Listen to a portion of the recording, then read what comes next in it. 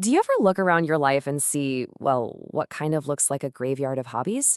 There's a guitar in the corner, a website you started coding but never finished, maybe a sudden intense desire to learn jujitsu that lasted a month.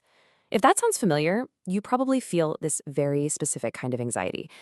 You are not alone, and today we're going to completely dismantle that feeling. Society has a label for people like us, doesn't it? We get told we lack grit, that we're chaotic. Heck, we even use this phrase on ourselves, right? We use it to beat ourselves up, feeling like an imposter, because we just can't seem to pick one lane and stay in it for good. But what if I told you that's not the full story? Not even close. See, the original phrase has a second half, a twist that completely flips the meaning on its head. It suggests that having a broad set of skills is actually a massive strength, not a weakness at all. Okay, let's really get into this. The problem for most of us isn't a lack of focus. It's being completely paralyzed by choice. It's that classic dilemma, right? It's the feeling of I could do anything if I only knew what it was I was supposed to do. So where does this intense pressure to specialize even come from? Well, to understand it, we first have to look at the kind of world that created this anxiety and why that old advice can feel like such a trap today. For most of the last century, the world was what you'd call a kind learning environment. Think of golf. The rules never, ever change, and simple repetition leads to success. But today we live in a wicked world. It's a lot more like firefighting, where every single situation is new, and your ability to adapt is the only thing that matters for survival. And that kind world, it celebrated one type of person, the I-shaped professional. The person who dug one single hole, but they dug it a mile deep. And look, we absolutely still need specialists. But in a wicked world, where entire industries can change overnight, being only I-shaped can be incredibly fragile. So here's the crucial reframe. Your so-called scattered interests, they aren't a defect. They are an unconscious survival strategy. Your brain is actually trying to prepare you for a future where being a hyper-specialist is a liability, not an asset.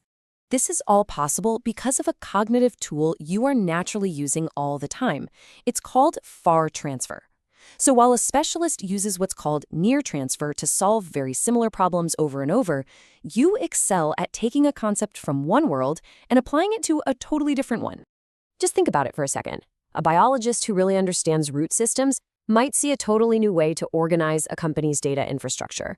A musician who gets harmony might see a more elegant way to structure software code. That's synthesis. That's where the magic happens. That's where true innovation comes from.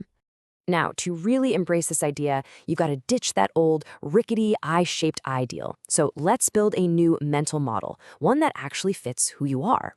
I want you to imagine every skill you've ever picked up, every hobby you've explored, every passion you've chased, as a single, unique tile in a huge collection. Each one has its own color, its own shape, its own texture. And that superpower we just talked about, far transfer, well, that's the grout. It's the connective tissue that takes all these seemingly random pieces and starts to bind them together, forming a pattern that is 100% uniquely yours. And this reveals the final beautiful picture, a personal mosaic. Unlike a single, fragile pillar that can be knocked over, a mosaic is an integrated, resilient structure where every single tile adds to the strength and the beauty of the whole thing.